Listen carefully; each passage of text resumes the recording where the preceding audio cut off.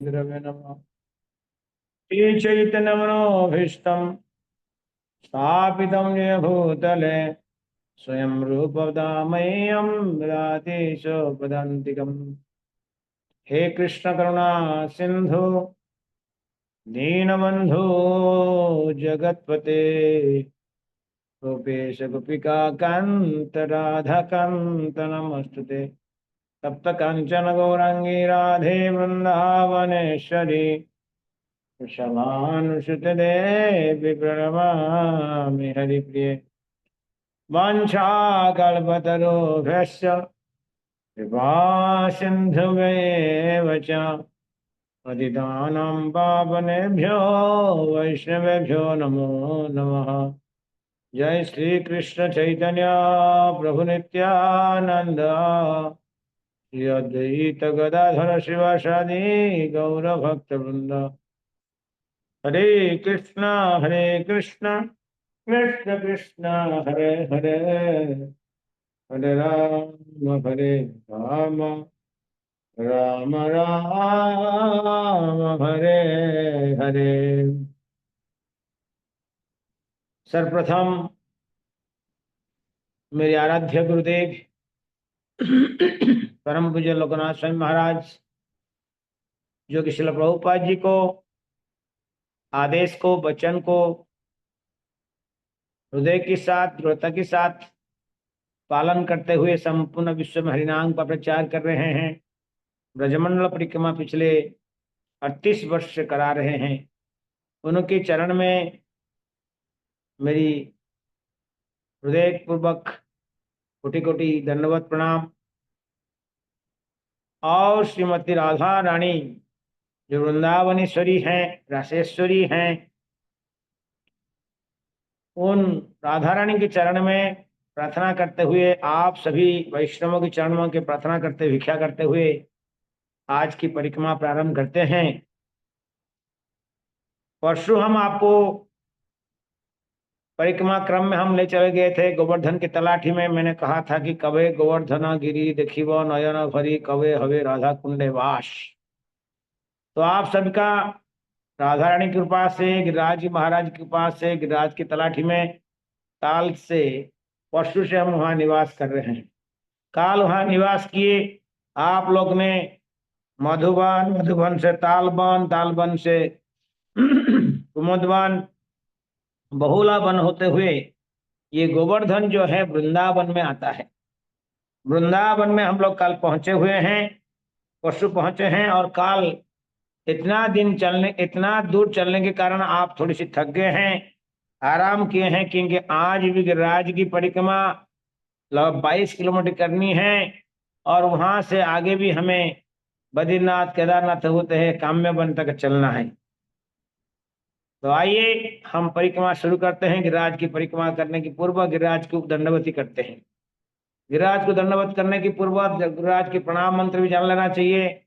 गिरिराज को प्रणाम करते हैं। नमस्ते गिरिराजाय श्री गोवर्धन नामिने अशेष क्लेश नाशाय परमानंददायिने। नमस्ते हे गिरिराज, आपको हम प्रणाम करते हैं, नमस्कार करते हैं, क्योंकि आपका नाम क्या है ना, श्री गोवर्धन। गोवर्धन जो गाय को वर्धन करता है, जो इंद्रिय को वर्धन करता है। नमस्ते गिरिराजाय श्री गोवर्धन नामिने अशेष केश नाशाय। अशेष जिसका शेष नहीं है, अनादि अनंत क्लेश और कष्ट को नाश करते हो। और साथ साथ आप क्या करते हो, केवल क्लेश को नाश नहीं करते हो, आप परमानंददायिने, परमानंद को प्रदान करने वाले हे गिरिराज, आपके चरण में हम कोटि कोटि प्रणाम करते हुए आप परिक्रमा प्रारंभ करते हैं। हम यहाँ से चल के गए थे बहुलाबंद से गिरिराज तलाठी में, राइट साइड चले तो हम राधा कुंड, लेफ्ट साइड की ओर परिक्रमा प्रणाम करते चलते सबसे पहला आता है हमारे स्थान कुसुम सरोवर। श्री कुसुम सरोवर की जय। एक सुंदर ब्रज में अनेक सरोवर हैं। अनेक सरोवरों में ये एक अति महत्वपूर्ण सरोवर है कुसुम सरोवर। कुसुम का अर्थ होता है फूल, सरोवर का अर्थ आप जानते, तालाब कहो, पुष्करणी कहो, लेक कहो, जो भी आप कहेंगे। ये कुसुम क्यों नाम पड़ा? क्योंकि ये वृंदावन की गोवर्धन की तलाठी में ये सुंदर पुष्करणी है, और ये पुष्करणी के चतुर्पार्श्व में अनेक प्रकार की सुंदर सुंदर सुंदर पुष्प, पुष्प मतलब पुष्प, कुसुम फूल खिलती हैं, उगता है, और इसी कारण इसको कुसुम सरोवर कहा गया है। एक कुसुम सरोवर की तलाठी में नित्य उद्धव जी निवास करते हैं। कुसुम सरोवर की पीछे तरफ में उस हमारी उद्धव कुंड है। ये उद्धव जी नित्य वास करते हैं। हम सब जानते हैं, भगवान जब वृंदावन से मथुरा चले गए थे, उद्धव के द्वारा उन्होंने संदेश भेजे थे, हे उद्धव, तुम तो बृहस्पति के छात्र हो, स्वर्ग से विद्या अध्ययन करके आए हो। आप, मैं 2 दिन कह के आया था, अनेक दिन हो गया, जा नहीं पा रहा हूं, मेरी संदेश तुम पहुंचाओ। उद्धव संदेश कहा गया भागवतम में। उद्धव जी हाँ वहां पहुंचे, और उद्धव बड़े प्रसन्न होके जा रहे थे कि ये गांव की गोपियां, गांव की स्त्रियां, हाँ मैं तो स्वर्ग से पढ़ाई करके आया, हाँ बृहस्पति देवताओं के जो गुरु हैं, हाँ हेवन रिटन कहते हैं, बृहस्पति हेवन रिटन, हाँ तो हम लोग, मैं वहां से आया हूं, मैं सरलता से मैं अपने, हाँ इनको समझा दूंगा, वो दुखी नहीं होंगे, और आपके संदेश दे दूंगा। लेकिन ऐसा स्थिति हुआ, गोपियों की उद्धव, गोपियों की जो प्रेम भक्ति देखते हुए, क्योंकि गोपियों की जो प्रेम भक्ति है उसके आगे कोई भी भक्ति नहीं है। समय कम है, अनेक उदाहरण अनेक चीज हम बोल सकते हैं, लेकिन समय कम है, हमें एक दिन का रेस्ट हो गया, अब हमारे 2 दिन है और 12 बन के आपको भ्रमण कराना है। क्षमा करिएगा मेरी प्रभु और माताएं, संक्षेप में आपको बोलते जा रहे हैं। उद्धव जी ने हार माने गोपियों की चरण में, और भगवान से इतनी, इससे पता लगा सकते हैं कि भगवान को उद्धव जी गोपियों को कितना बड़ा मानते हैं, ये प्रमाण है। उन्होंने कहा, है प्रभु, मेरी जीवन भर में आपकी सेवा किया। और भागवतम में एकादश स्कंद में भगवान उद्धव को कहते हैं, उद्धव तुम जैसे मेरा भक्त कोई भी नहीं हो सकता। आप बताओ, इतनी बड़ी महान भक्त, अति प्रिय व्यक्ति भगवान से भिक्षा मांगता है, हे भगवान आप मेरे को अपने आप दास स्वीकार करते हैं, भक्त मानते हो, तो एक सेवा हमें कर दो, एक वरदान करो। बोले क्या चाहिए तुम्हें उद्धव? मैं तुरंत तैयार हूं देने के लिए। बोले मुझे आप इसी कुसुम सरोवर की तलाठी में गुमलता बना दो। गुमलता समझ रहे ना, क्रिपस घास है, छोटे छोटे वृक्ष लता, वो बना दो। बोले क्यों, ऐसे क्यों बनना चाहिए? आप तो विद्वान, हाँ बृहस्पति के छात्र हैं, आपको ऐसे घास, हाँ लता पता वृक्ष, छोटे छोटे वृक्ष बनने, गुमलता बनने क्या आवश्यकता है? बोले मैं इसलिए बनना चाहता हूँ, गोपियों की जो प्रेम भक्ति आपके प्रति है उसके सामने मैं कुछ भी नहीं हुए प्रभु। गोपियों की प्रेम भक्ति के हम कहीं भी नहीं दर्शन किए हैं, मैं उसके लिए हार मान चुका हूँ। मैं चाहता हूँ उसी कुसुम सरोवर की प्रत्येक दिन भगवान कृष्ण, भगवान की जो प्रेयसी राधा रानी और गोपियां वहां फूल चयन के लिए आते हैं, पुष्प चयन के लिए आते हैं, और आपके लिए सुंदर माला बनाते हैं, और हम उसी तालाब के आसपास में हम रहेंगे। तो जब गोपियां आएंगे तो क्या होगा, उनकी चरण की धूल, एक तो उनकी चरण स्पर्श हमें मिलेगा, उनकी चरण स्पर्श भी मिलेगा, और साथ साथ में चरण स्पर्श नहीं मिला, कम से कम उनकी चरण से निकला हुआ धूल आकाश में उड़ेगा और हमारी ऊपर में गिर जाएगा। तो गिर जाएगा तो मेरा जीवन धन्य हो जाएगा। आप इससे पता लगा सकते हैं कि गोपियों की भक्ति पराकाष्ठा कितनी ऊंची है, जिनके कारण स्वयं उद्धव जैसे महान भक्त भगवान की अति प्रिय और भातृ हैं, वो कहते हैं गोपी की चरण की रज हमें आवश्यकता है। इसलिए चैतन्य महाप्रभु कहते हैं, गोपी चरण गोपी पद कमलम हाँ दास दासानुदास गोपी भर्तु पदकमलयो दास दास अनुदास। मैं, हम सन्यासी नहीं है, हम ब्राह्मण नहीं, हम क्षत्रिय नहीं, हम ये नहीं, वो नहीं, वो नहीं। हम कौन है? गोपी भर्तु, गोपियों की दास, दासियों की पाद कमलयो। हाँ हाँ, ऐसा कहा गया है। तो गोपियों की पराकाष्ठा अति उत्तम है, अति उत्तम भक्ति है। हाँ, महाप्रभु कहते हैं, श्लोक याद नहीं आ रहा है, बड़े सुंदर श्लोक है। श्री चैतन्य महाप्रभु मत इदम में वो कहते हैं, गोपी, गोपियों की भक्ति जा कल्पिता। हाँ, गोपियों की भक्ति जो जो उन्होंने जो भक्ति किए हैं वो सर्वश्रेष्ठ भक्ति है। जो भी है, उद्धव जी वहां नित्य वास करते हैं और गुल्मलता के रूप में वास करते हैं। और वो जब कोई हरिनाम कीर्तन करता है वो प्रकट हो सकते हैं। तो वहां से हम लोग वहां उद्धव जी को प्रणाम करते हुए, गोपियों की चरण की रज को भिक्षा करते हुए, कुसुम सरोवर में आचमन करते हुए हम आगे चलते हैं। तो हमको लेफ्ट साइड में एक छोटी सी सुंदर पुष्करणी है, उसको कहते हैं नारद कुंड। ये नारद कुंड, जहाँ नारद जी बैठ के ब्रज में भजन किए और नारद भक्ति सूत्र की रचना किए थे। नारद जी ब्रज में भी निवास किए हैं। मैं परसों आपको उद्धव की कथा कहा था, ध्रुव महाराज की कथा कहा था, आज उद्धव की कथा किया और आज नारद जी की कथा कह रहे हैं कि नारद जी भी इस ब्रज में आकर भगवान की एक निष्ठ भक्ति किए और अंत में उन्होंने एक सूत्र ग्रंथ लिखा जिसका नाम है नारद भक्ति सूत्र। और साथ साथ नारद जी भी भक्ति देवी को और ज्ञान वैराग्य को, जो भागवतम के प्रथम महिमा में लिखा गया है, यहीं ब्रज में वृंदावन में ही उनका मुलाकात हुई थी। वहां से हम आगे चलते हैं तो राइट साइड में हम सुंदर गिरिराज की दर्शन करते हुए, जय गिरिराज महाराज दर्शन करते हुए हम आगे चलते हैं। तो वहां आता है मानसी गंगा। ये मानसी गंगा, एक मिनट में,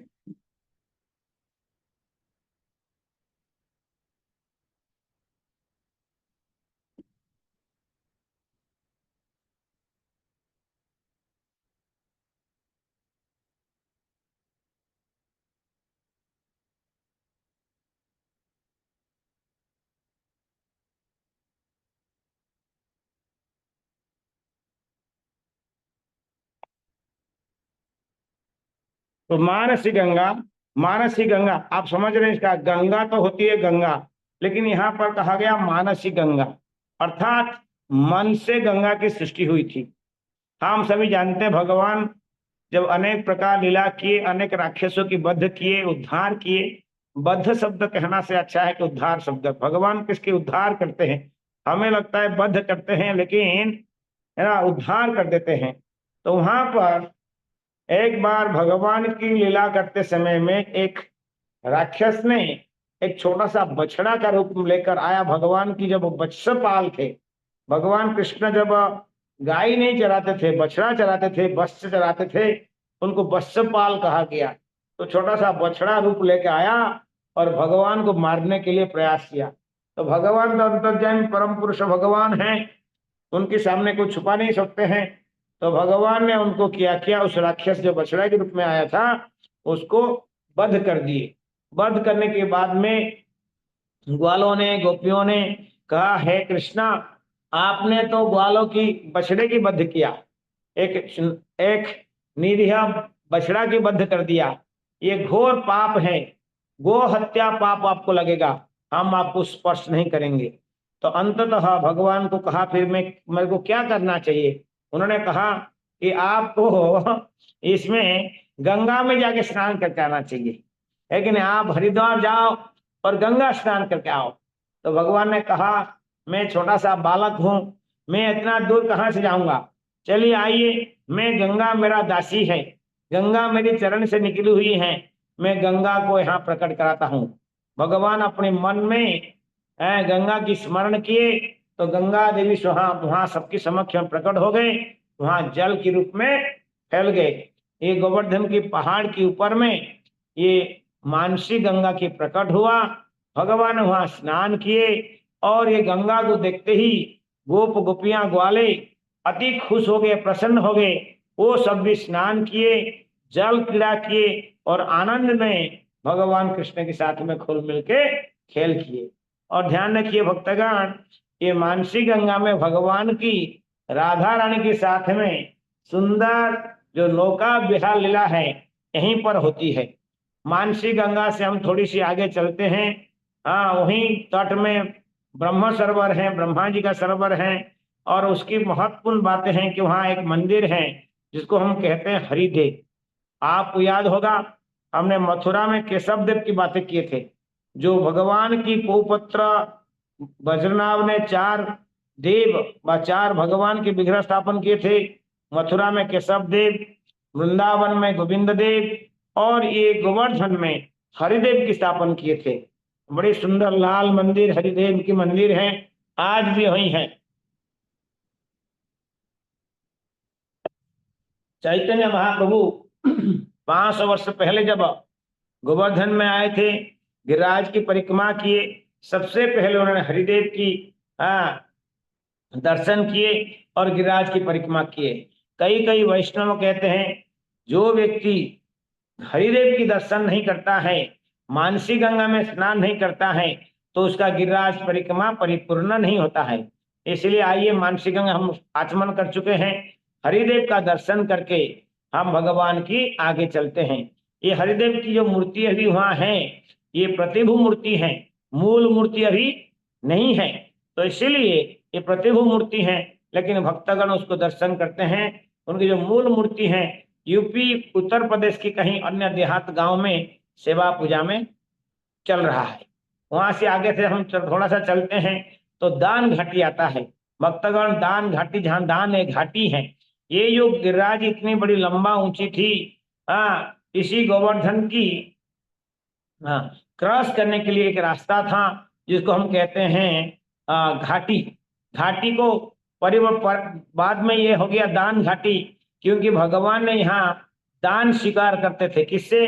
गोपियों से। गोपियों को रास्ता रोकते थे और कहते थे, हे गोपियां सुनो, मैं नंद बाबा की पुत्र हूँ, मेरी पिताश्री नहीं आ पा रहे हैं, लेकिन मैं उनका पुत्र होने के कारण मैं राजकुमार हूँ, मैं राजकुमार हूँ। आप सभी मुझे टैक्स दीजिए। आप लोग दही दूध माखन बेचने के लिए ले जा रहे हो तो आप मुझे टैक्स दीजिए, मैं आपको छोड़ दूंगा, आपका बिजनेस करने के लिए इजाजत दूंगा। तो इस तरह भगवान वहां दान, भगवान से दही दूध माखन टैक्स के नाम पर उनसे दान लेते थे। और गोपियां इसी व्यवहार से, आदान प्रदान करने से गोपियां बड़ी प्रसन्न चित्त से भगवान से वार्तालाप करते थे। कभी उनके अंदर में एक युक्ति, तर्क, झगड़ा, भेष ये सब हुआ करता था। उस माध्यम से भगवान और गोपियों के अंदर में स्पर्धा होता था, उनकी वार्तालाप होता था, युक्ति तर्क होता था। उसमें उनको बहुत आनंद प्राप्त होता था, आनंद बहुत मिलता था। तो इस तरह हम देखते हैं भगवान की यहाँ पर एक राजकुमार के ऊपर में, राजकुमार के रूप में गोपियों से ये टैक्स व दान कलेक्ट करते थे, इसलिए तो दान घाटी खा गया है। वहां से हम धीरे धीरे आगे चलते हैं। तो हम आगे चलते हैं तो गिरिराज जी की जो स्वरूप है, मैं कहा था परसों कि वो प्रत्येक दिन एक तील के बराबर घटते हैं। तो गिरिराज जी इधर तर राधा कुंड तरफ दिखाई नहीं जाते हैं, लेकिन ये दान घाटी से जब हम आगे चलते हैं तो गिरिराज की सही विशाल जो सुंदर स्वरूप है पर्वत का, गिरिराज जी का, वो हमें दर्शन होता है, बड़े आनंद होता है। आप दर्शन कीजिएगा। वहीं आगे चलते चलते हम देखते हैं लेफ्ट साइड में एक सुंदर आश्रम है जिसको हम कहते हैं इस्कन की भक्ति वेदांत आश्रम। हमारे इस्कन के भक्त वहां नित्य रहते हैं और सेवा करते हैं। वहीं से हम आगे चलते हैं बड़ी सुंदर भाव से। 2 रास्ता है, हम अंदर की रास्ता पकड़ते हैं, बड़ी बालू रास्ता है, सुंदर रास्ता है। गिरिराज की तलाठी में नजदीक चलते चलते हम चलते हैं तो सबसे पहले हम आते हैं, एक गांव है आनियोर। ये गांव का नाम है आनियोर। आनियोर का अर्थ आप जानते हैं, और ले आओ, आनी और आनो, और ले आओ, और ले आओ, और ले आओ। ये कब हुई थी? भगवान की जब गिरिराज की पूजा कराए थे, गिरिराज की सेवा कराए थे, इंद्र पूजा बंद कर दिए थे, तो गिरिराज जी की सेवा किए तो लोगों ने गाड़ी भर भर के गिरिराज के भोग लगाने के लिए लेके आए थे कृष्ण के आदेश के पर, नंद बाबा कहने पर। और भगवान गिरिराज जी ने सब भोजन कर जो लेके आए थे सब खा गए। हाथ निकला, पहाड़ के हाथ निकला, गिरिराज ने सब भोजन कर लिए और उन्होंने कहा और लिया, इतना में मैं खुश नहीं हूं।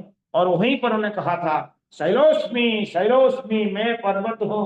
भगवान ने स्वयं वहां खड़े थे और भगवान ने कहा मैं स्वयं पर्वत हूं, मैं इतना में संतुष्ट नहीं हूं और आप ले आइए। यहाँ तक लेके आने में देरी करने से भगवान ने जहां जहां पर जितना दूर 50 किलोमीटर दूर जहां जितना दूर में जो कुकिंग कर रहे थे वो बैलगाड़ी में उसको लोडिंग करके लेके आने में देरी होने के कारण भगवान ने अपने हाथ दूर दूर तक पहुंचाया और वहां से ऐसा खा गए थे।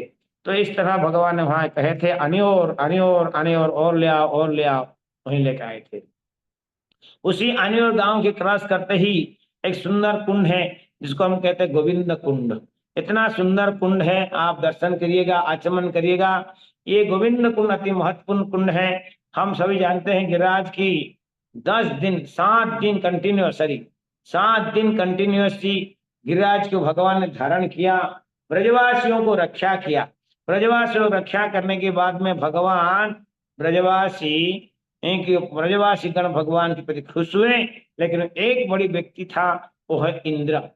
मुह्यंती यम सूर्य, है ना, देवादेवी भी भगवान की लीलाओं को समझ नहीं पाते हैं, मोहित हो जाते हैं।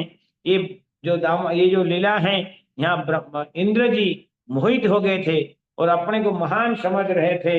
और भगवान की गिरिराज पूजा करने के कारण को दंड के लिए, आप जानते हैं सब लीला, मैं विशेष नहीं गोवर्धन की लीला पूजा की लीला नहीं कह रहा हूं, आप समझ लीजिएगा कि गोवर्धन की पूजा नहीं करने से उन्होंने अनेक वृष्टि हुआ, जिसके कारण भगवान ने गिरिराज के उठाया। और गिरिराज उठाने के बाद 7 दिन तक देखा कुछ भी नहीं हो रहा है ब्रज में। ब्रज में एक तिनका भी नष्ट नहीं हुआ, है ना। पशु पक्षी सब भगवान की शरण में आए थे, है ना। तो इसीलिए कुछ नहीं हुआ। अंत में वो समझ गए ये साधारण बालक नहीं है, वो स्वयं मेरी प्राणनाथ प्रियनाथ मेरी आराध्य भगवान श्री विष्णु के अवतार कलियुग में द्वापर युग में कृष्ण के रूप में आए हैं।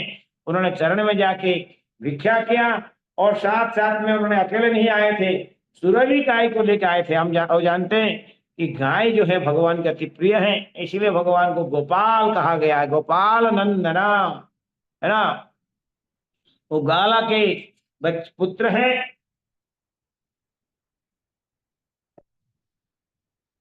और साथ साथ में वो गाय चराने में बड़ी आनंद लेते हैं।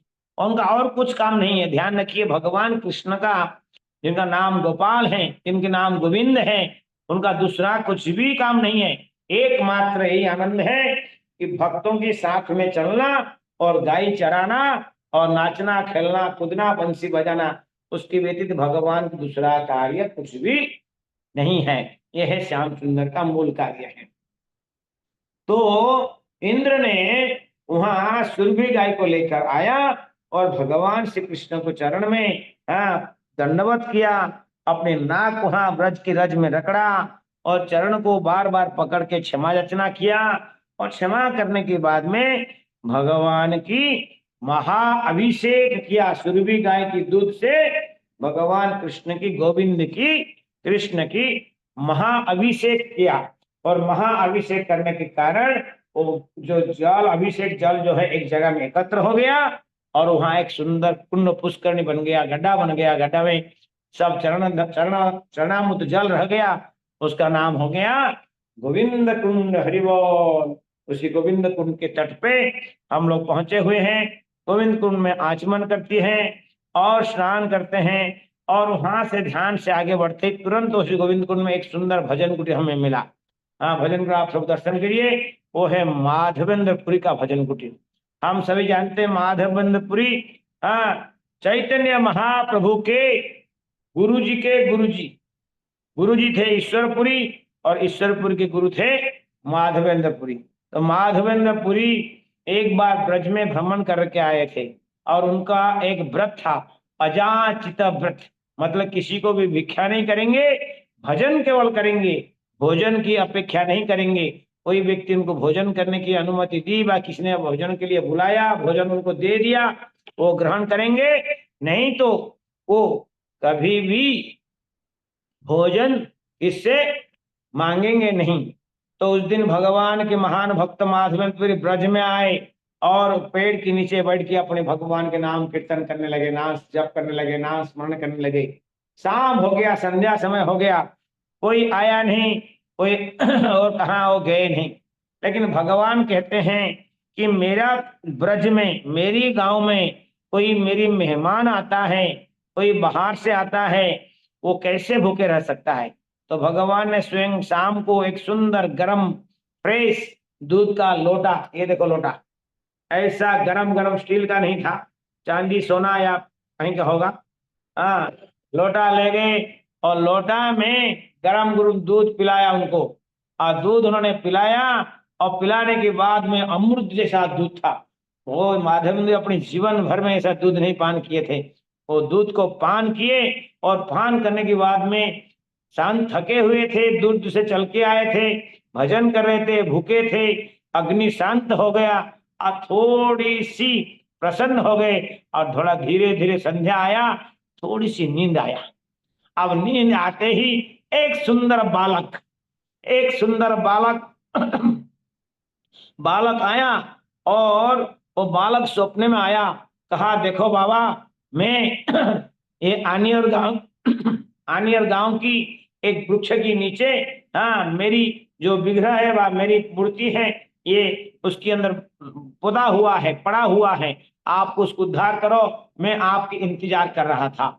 हाँ, ये स्वप्न में आदेश दिए। और दूसरा दिन आप सोच लो क्या चमत्कार हुआ।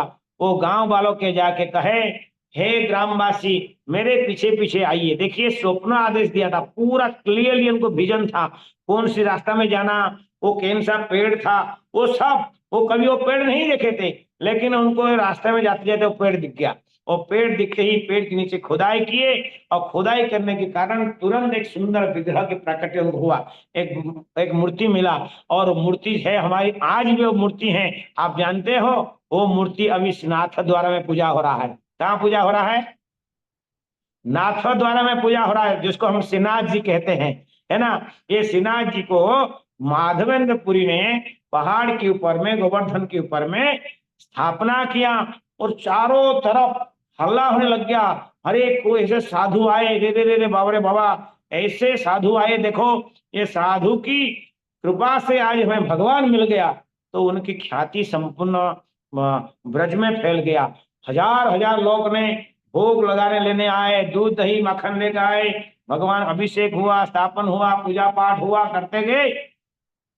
इस तरह पूजा करते करते करते करते एक बार जब सनातन गोस्वामी पूजा कर रहे थे, तो जब बुद्ध हो गए थे, हिंदू लोगों की जब यहाँ सब मंदिर तोड़ने लगे, हाँ, तो उन्होंने एक हिंदू राजा को, विठलनाथ को दे दिए थे।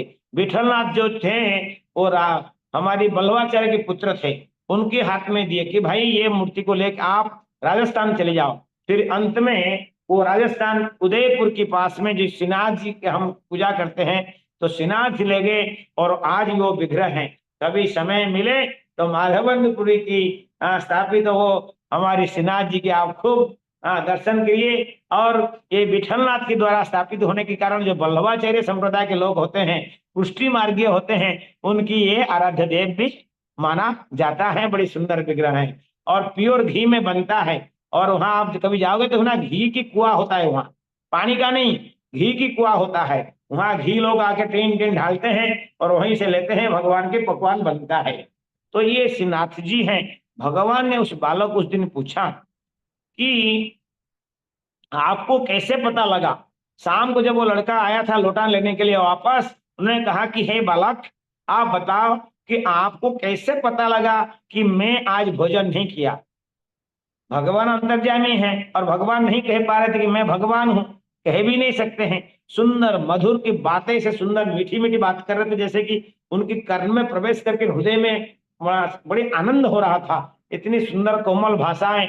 हाँ, उन्होंने कहा मेरी माँ मुझे भेजा है, कारण इसी गांव में अनेक स्त्रियां पानी भरने के लिए आते हो देखते हैं, आप सुबह से बैठे हुए हैं, कोई आपको भोजन नहीं दिया। मेरी माँ जो है कहा कि ये बेटा ये दूध ले जाओ और ये बाबा भजन कर उसको दे दो। तो इस तरह की वो गोविंद कुट की तट पर माधवेंद्रपुरी, इतनी बड़ी महान भक्त है, आप जानते हैं माधवेंद्रपुरी।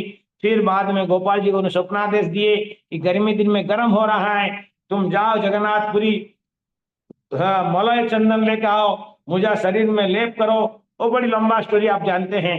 फिर वो खीरचरा गोपीनाथ की लीला हुई। भगवान कितने महान भक्तों के माध्यम से, इसीलिए हमारे आचार्य कहते हैं विग्रह न तुम्हें साक्षात ब्रजेंद्र कुमार। आप विग्रह नहीं हैं, आप साक्षात ब्रजेंद्र कुमार है, कृष्ण है। ऐसे विग्रह को विग्रह मानना एक बहुत बड़ी घोर अपराध है। ये हमारी मूर्खता है। हम मानते हैं विग्रह, आप मूर्ति मानते हैं पत्थर की, लकड़ी कहते ये लकड़ी का है, ये मार्बल का, ये सादा रंग का है, ये काले रंग का है, ये पीतल का। ऐसा नहीं होता है। विग्रह न तुम्हें साक्षात ब्रजेंद्र कुमार। हमारी भक्ति के अंदर कमी है, इसलिए भगवान हमसे रेशमी पकड़ नहीं करते हैं। माधवेंद्रपुरी को कह सकते मैं जब में गाड़ा हूं, मुझे गर्म लग रहा है, मुझे चंदन ले आओ, मेरे चंदन लगाओ। जब उसको कह सकते तो आपको क्यों नहीं कर पाएंगे। हमें हमारी वो शुद्धता होनी चाहिए। हम ऐसे माधवेंद्रपुरी जैसे प्रेमी भक्त बन जाएंगे, हमें भी वो बोलेंगे एक दिन, उसमें कोई शंका नहीं है। बोलते हैं, हमें समझ में नहीं आता है लेकिन जरूर बोलते हैं। तो माधवेंद्रपुरी के हम दर्शन करते हुए थोड़ी गिरिराज की चरण में चलते चलते हम जाते हैं लुकलु की दाऊ जी। वहां लुकलु की दाऊ जी महाराज जी बलराम जी, जब भगवान कृष्णा राधा रानी गिरिराज की तलाठी में गोपियों के साथ रास करते हैं, वो बड़े भाई प्रवेश नहीं कर सकते हैं, लेकिन वो दूर से देखते हैं, दर्शन करते हैं, इसलिए उनको लुकलु की दाऊ जी कहा गया है। मैं बड़ी संक्षेप में जा रहा हूँ, मेरी प्रभुगण मातागण क्षमा करिएगा, क्योंकि हमें 2 दिन में पूरा 12 वन के दर्शन आपको कराना है, स्मरण कराना है, ठीक है ना। फिर वहां से हम चलते हैं पुछरी की लोटा।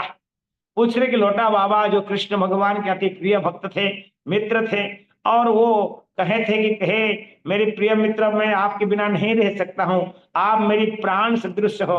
उन्होंने कहा था तुम यहीं बैठो, मैं बस 2 दिन में ही आ रहा हूँ। 2 दिन की बातें कहा और वो आए नहीं, वहीं आज तक बैठे हैं, राह देखते हैं कि कब आएंगे मेरे प्राणनाथ, मेरे प्रिय बल्लभ प्राण बल्लभ भगवान, कब आएंगे श्याम सुंदर गोपीनाथ श्री गोविंद गोपाल गिरधारी, कब आएंगे, उसकी इंतजार कर रहे हैं। और जब हम गिरिराज की परिक्रमा लगाते हैं तो हमें वो साक्षी देते हैं और वो कहते हैं जब आएंगे मैं आपको जरूर मेरे मित्र को बताऊंगा कि आप भी गिरिराज की परिक्रमा करें।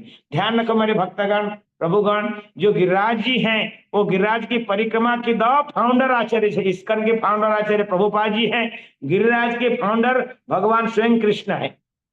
भगवान ने गिरिराज की परिक्रमा, उसकी पहले गिरिराज की पूजा था ना गिरिराज की परिक्रमा थी। भगवान कृष्ण ने गिरिराज की पूजा एवं जिस दिन पूजा करने के बाद में पिता माता को ब्रजवासियों को कहे कि अभी पूजा हो गया, आप सब लोग परिक्रमा करो। तो उन्होंने सबको परिक्रमा भी कराया। उसी भगवान ने सबसे पहले परिक्रमा किया और आज हम परिक्रमा कर रहे हैं। ये है भगवान की महानता, जो अपने भक्तों को सदा सर्वदा श्रेष्ठ कहते हैं। और मैं उस दिन कह रहा था कि हंताय अबला हरिदास बरिया, ये हरिदास शब्द जो आया है, बरिया मतलब श्रेष्ठ। 3 हरिदास होते हैं, एक है युधिष्ठिर महाराज जी को हरिदास कहा गया है। आप किसको कहेंगे हरिदास, तो आप तीनों को समझ लेना। या इधर कभी जैसे कि युधिष्ठिर महाराज जी को कहीं बोलते थे, वो नहीं कहते थे युधिष्ठिर महाराज, वो कहते हरिदास को बुलाओ। किसको बुलाओ, हरिदास को मंच में बुलाओ, हरिदास जी को मीटिंग में बुलाओ, अर्थात युधिष्ठिर महाराज जी। दूसरा है उद्धव जी, उद्धव जी भी हरिदास को कहा गया, उद्धव के नाम के आगे ये उनका टाइटल है। और गिरिराज भी हरिदास है, लेकिन यहाँ कहते हैं हंताया बड़ा हरिदास बरिया। ये तीनों हरिदास में श्रेष्ठ जो है बरिया मतलब बड़ा, सबसे बड़ा कौन है सबसे बड़ा जो है हमारी ये गिरिराज महाराज जी हैं। इन गिरिराज महाराज सदा सर्वदा गाय की और ग्वालों की और गोपनंदन श्री कृष्ण और बलराम की सेवा में मग्न रहते हैं। तो इसीलिए वहां पर हम उनके दर्शन करते हुए आगे चलेंगे। तो बाएं तरफ में आगे वहीं से टर्न करेंगे, राइट साइड में चलेंगे तो सुरभि कुंड आएगा, जहां सुरभि माता ने वहां आई की भगवान की ध्यान की थी। और आगे चलेंगे तो जतिपुरा आएगा। जतिपुरा में जति मतलब क्या होता है, राजा। तो राजा हम लोग कहते हैं गुरु महाराज, है ना, लोकनाथ महाराज, गुरु महाराज। तो ऐसे यति मतलब महाराज, तो जो माधवेंद्रपुरी वहीं निवास करते थे, गोपाल जी की मंदिर वहीं स्थापन किए थे, इसलिए उनका नाम पर महाराज यतिपुरा, यतिपुरा, यति मतलब राजा है ना। हाँ, यति संस्कृत में यति मतलब राजा, बाप महाराजा कहते हैं। तो वो महाराज उनको यति महाराज यति कहते हैं उनको, यतिपुरा। तो महाराज के नाम पर, माधवेंद्रपुरी के नाम पर वो गांव का नाम है यतिपुरा। वहां से हम धीरे धीरे आते हैं, पुनः हम गिरिराज की दूसरी तरफ हम चल रहे हैं, पुनः दान घाटी आते हैं। दान घाटी आते हुए हम लोग उस तरफ एक सुंदर स्थान करेंगे, चकलेश्वर महादेव। ये चकलेश्वर महादेव चक्रतीर्थेश्वर महादेव जी हैं। यहाँ शिव जी नित्य वास करते हैं। आपको ब्रजमंडल में 4 महादेव होंगे। मैं आपको मथुरा में 4 महादेव की बातें कहा था, संपूर्ण ब्रज में 4 महादेव है। एक महादेव तो हमने कहा था भूतेश्वर, जो कि एक है, वृंदावन में गोपेश्वर, और ये गिरिराज जी में चकलेश्वर व चक्रेश्वर। यहाँ महादेव जी सनातन गोस्वामी के भजन कुटीर हैं। हम सभी जानते हैं सनातन गोस्वामी ब्रज में सबसे बड़े गोस्वामी हैं, बड़े भाई भी रूप गोस्वामी के, और संपूर्ण ब्रज में भ्रमण करते हैं, परिक्रमा करते हैं। तो कुछ दिन के लिए वहां आके रहने लगे। तो वहां नदी की बात, मानसी गंगा की तट पे जहाँ पानी होता है वहां मच्छर होते हैं, आप जानते हैं। तो मच्छर काटने लगे। तो एक दिन रहे, 2 दिन रहे, तीसरा दिन मन बनाए कि भाई यहाँ बहुत मच्छर काट रहे हैं, हम यहाँ नहीं रहेंगे, हम अपनी वृंदावन चले जाएंगे, कहीं चले जाएंगे। तो उनको जब मन में बना लिया, तो शिव जी को पता लगा कि ना हमारी सनातन गोस्वामी यहाँ से प्रस्थान करने की तैयारी कर रहे हैं। बोले है, एक दिन शिव जी स्वयं सामने आ गए, सनातन गोस्वामी सामने आ गए। बोले सनातन बाबा कहाँ जाने की तैयारी कर रहे हैं? बोले बस मैं अभी यहाँ, बहुत मच्छर मुझे तंग कर रहे हैं, परेशानी कर रहे हैं, मैं यहाँ नहीं रह सकता हूँ, मैं अभी चल रहा हूँ। तो वहां पर शिव जी ने कहा, अरे मैं भूतनाथ हूं, मैं भूत प्रेत को भी दूर भगा सकता हूं, ये मच्छर की क्या बात कर रहे हैं? अभी मैं कहता हूं, हे मच्छर, कोई भी यहाँ मच्छर नहीं आओगे, हमारी ये महान भक्त ही ये भजन करेगा, उसकी भजन में आप बाधा करते हो, यहाँ कोई मच्छर नहीं आएगा। आज तक भी उसी क्षेत्र में मच्छर नहीं देखा जाता है। आप समझे कि नहीं? ये प्रमाण है। आज भी कहते ब्रजवासी कि वहां भी आज भी मच्छर नहीं होते हैं। तो ये भगवान भूतेश्वर चकलेश्वर महादेव की विशेष कृपा है। वहां से हम धीरे धीरे भगवान गिरिराज की प्रणाम प्रार्थना भजन करते करते हम आगे चलते हैं। तो उद्धव कुंड आएगा। मैंने आपको कहा था उद्धव कुंड जो मानसी गंगा की पीछे था, जहाँ उद्धव नित्य वास करते हैं। और उन्होंने कहा था कि जो भगवान ने कहा कि उद्धव आपको कोई मिलना चाहेगा तो कैसे मिलेगा? बोले मैं तो गुमलता के रूप में रहता हूँ, लेकिन कोई मेरा भजन, भगवान के नाम जोर जोर से कीर्तन करेगा तो भगवान कीर्तन सुनने के लिए मैं वहां पर मेरे स्वरूप में प्रकट हो जाऊंगा। तो क्या हुआ, एक बार उसका प्रमाण देखो। जब वज्रनाभ का साथ में समस्त रानियां ने, कुछ 16,108 से तो अनेक वो गांव में रास्ता में अभी ग्वाले परास्त करके उनको ले गए थे। जो कुछ ग्वाले महारानियों पाठ रानी आए थे, तो उनको भगवान की बड़ा क्रंदन कर रहे थे। भगवान की विरह से उनकी आंखों की आंसू से धार प्रभाव चल रहा था। रो रहे थे, बंद नहीं हो रहा था। जब बंद नहीं हो रहा था तो सांडिल्य ऋषि वज्रनाभ से मिले। बोले मैं क्या करूं? तो उन्होंने कहा आप चिंता न करें, आप लोग ऐसे करो कि आप भगवान की जोर जोर से कीर्तन यहाँ करो। उन्होंने गोवर्धन तलाठी में ले गए, कुसुम सरोवर के तट पे, उद्धव कुंड के तट पे लेके ये जितनी कृष्ण की जो पाठ रानियां थे वो सब मिलके जोर जोर से कीर्तन किए। और कीर्तन करने से उद्धव जी प्रकट हो गए। और उद्धव प्रकट हो गए, उन्होंने उद्धव से कहा, हे उद्धव महाराज, भगवान से हम तो चले गए, लेकिन आप उनके भाई भी हो, महान भक्त भी हो, आप उनकी गुणगान कथा वृंदावन की लीला समझाओ, सुनाओ। क्यों द्वारका लीला देखे थे, लेकिन वृंदावन की बाल लीलाएं वो कभी भी नहीं दिखे। जैसे गोवर्धन लीला है, पाखंड लीला है, रास लीला है, ये सब हमें वर्णन करो। तो फिर वहीं पर सभी महिषीगण बैठे, बहुत बड़ी एरिया में बैठे, और उद्धव जी भागवत कथा आरंभ किए और ये भगवान की लीला के आरंभ किए। और आरंभ करते गए चलते रहा। और एक दिन देखे जो जो जैसे लीला बोलते गए, उस लीला में वो लोग शरीर छोड़ के भगवत धाम जाना शुरू कर दिए। और धीरे धीरे देखा 30 दिन कथा हुआ था। ध्यान रख भक्तगण, वहां उद्धव जी ने, यहाँ वरिष्ठ महाराज जी को 7 दिन कथा हुई थी, लेकिन उद्धव जी ने कितना कथा किए थे? 30 दिन। 30 दिन की उद्धव कुंड में कथा किए, और उसके कारण धीरे धीरे जितनी राज महिषी जो रानियां थे वो सब भगवत धाम में कथा सुनते सुनते सब भगवत धाम में प्रवेश कर गए। हरि बोल। तो इस तरह की उद्धव कुंड में उद्धव जी कथा किए। वहां से हम बढ़ते धीरे आगे बढ़ते हैं, तो आते हैं हम राधा कुंड में। बोलो राधा कुंड की जय हो। राधा कुंड श्याम कुंड की परिक्रमा करते हैं। सबसे पहला परिक्रमा कुंडेश्वर महादेव, वहां कुंड की ईश्वर कुंडेश्वर महादेव है, उनको प्रणाम करते हैं। और उसके निकटस्थ जाते हैं मंदिर में, एक छोटा सा मंदिर है, इसको कहते हैं राधा कृष्ण मंदिर। ये राधा कुंड के सबसे पहला मंदिर है। जब राधा कुंड की जीव गोस्वामी ना रघुनाथ रघुनाथ दास गोस्वामी जी ने यहाँ पर ये राधा कुंड श्याम कुंड की पुनरुद्धार कर रहे थे, तो राधा कुंड के बीच में एक कंकण कुंड में है, जहाँ राधा रानी ने अपनी कंकण से खोदाई करके पानी भरने के प्रयास किए थे। आपको लीला बड़ी लंबी कथा है, मैं आपको सब संक्षेप में बता रहा हूँ, क्षमा कीजिएगा। तो वहां से फिर वो कंकण कुंड से ये राधा कृष्ण की विग्रह उनको प्राप्त हुआ था, जो आज ब्रज में मिलता है। सभी लोग जानते नहीं है। कुंडेश्वर महादेव से थोड़ी सी आगे जाएंगे, लेफ्ट साइड में पुरातन पुरानी राधा कृष्ण मंदिर, आप विग्रह सुंदर विग्रह आप दर्शन करते हुए हम आगे बढ़ते हैं। तो गोपाल जी मंदिर आता है, जो अभी इस्कन का है। मणिपुर राजा ने वहां गोपाल मंदिर स्थापना किया था। बाद में प्रभुपाद जी के बड़े महान भक्त प्रिय शिष्य स्वरूप दामोदर महाराज जी को उन्होंने प्रदान किया था। आज भी इस्कन के भक्त वहां महाराज जी की समाधि है। आज उनका तिरुभाव तिथि है। 1000 लोग की भीड़ हुई थी।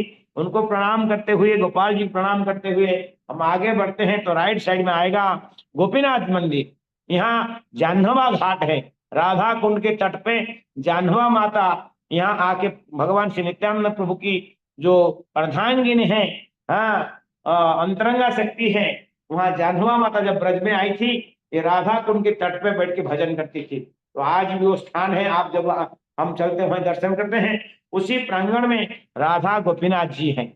राधा गोपीनाथ की राधा रानी होते हैं गोपीनाथ जी में, वो एक मंदिर है। एक मंदिर जहाँ जाह्नवा भी उनकी एक साइड में राधा रानी है, एक साइड में कौन है? जाह्नवा माता है। तो क्या हुआ, एक दिन राधा गोपीनाथ जी की सेवा करते हुए, करते जाह्नवा माता वहां सेवा करती थी राधा गोपीनाथ जी की। करते करते करते एक दिन उन्होंने समय ने कहा कि भाई ब्रज से मेरे को बाहर जाना है। तो उन्होंने क्या किया, जब सेवा करके दरवाजा बंद करके जा रहे थे, कौन? जाह्नवा माता। भगवान कृष्ण ने जाह्नवा माता का आंचल है ना, उनके कपड़े खींच के रखे। बोले कहाँ जा रही हो? तुम मेरा नित्य सेविका हो, तुम मेरे पास रहो, तुम्हारी सेवा से मैं बहुत प्रसन्न हूं। तब से बाद में जाह्नवा माता का विग्रह वहां स्थापन किया गया, क्योंकि भगवान गोपीनाथ को जाह्नवा माता का सेवा अति प्रसन्न है, खुद से उसमें प्रसन्न थे। तो वहां से हम दर्शन करते, वहीं पर रघुनाथ दास गोस्वामी का समाधि मंदिर, भजन कुटीर था और समाधि मंदिर है। उसको दर्शन करते हुए राधा कुंड में उतरते जाते हैं। हम थोड़ी सी आगे श्याम कुंड की तरफ आता है, थोड़ी सी ऊपर हम चलते हैं, तो वहां पर गोपाल भट्ट गोस्वामी का भजन कुटीर दर्शन करें। वहीं से आगे हम जाते हैं तो 3 गोस्वामी का है ना, कृष्णदास कविराज गोस्वामी, गोपाल भट्ट गोस्वामी, रघुनाथ दास गोस्वामी की भजन कुटीर व समाधि मंदिर है। वहीं से राइट साइड में वो एक सुंदर श्याम कुंड के तट पर एक घाट है, उसको कहते हैं मानस पावन घाट। ये मानस पावन घाट अति प्रिय है राधा रानी का, जो मन को भी पवित्र कर, मानस पावन, जो मन को भी पवित्र कर देता है ना।